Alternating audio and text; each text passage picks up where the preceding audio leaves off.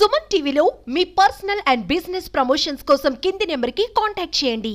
బతుకుదెరువు కోసం దేశం కాని దేశం వెళ్ళి అష్ట కష్టాలు పడుతున్న తెలుగు ప్రజల గాథలు ఒక్కొక్కటిగా బయటకు వస్తున్నాయి.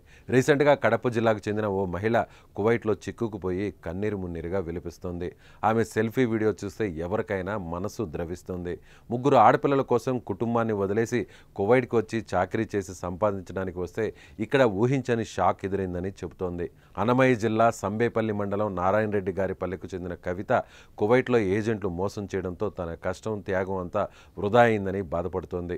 అంతేకాదు తన యజమాని చిత్రహింసలకు గురి చేస్తున్నారని రోధిస్తోంది. ఇష్టం వచ్చినట్లు కొడుతున్నాడని, కట్టుకోవడానికి బట్టలు కూడా ఇవ్వకుండా తనను అసలు మనిషిగానే చూడట్లేదని ఏడుస్తోంది. తన సెల్ఫీ వీడియోను మంత్రి రాంప్రసాద్ రెడ్డికి పంపించి విన్నవించింది. దీనిపై సదరు మంత్రి స్పందించారు.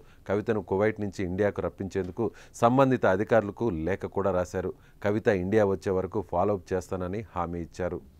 నన్ను కాపాడన్న రాంప్రసాద్ రెడ్డి అన్న నన్ను తోడుకొచ్చి ఇంట్లో పెట్టి బంధించి పెట్టినట్టున్నది. నేను ఎంత కష్టపడినా కానీ నన్ను కొట్టినొస్తా అంటూ ఇప్పుడు ఏమంటా అంటూ డబ్బులు కట్టమంటా అంటూ లేదు పంపేమో నిన్ను అమ్మేస్తాము అంటా అంటున్నా. అన్నం కానీ పెట్టలేదన్న నాకు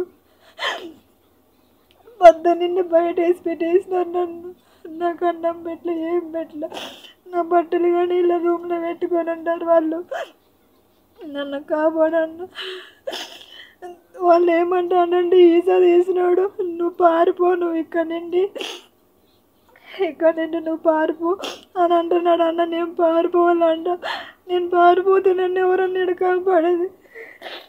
నాకన్నా బిడ్డలు ఉన్నారు, ముగ్గురు ఆడబిడ్డలు. నాకు నా మొగుడు అని కావు బతికిరువు కోసం ఇక్కడికి వస్తే నాకు టార్చర్ చూపిస్తాండ్రన్న.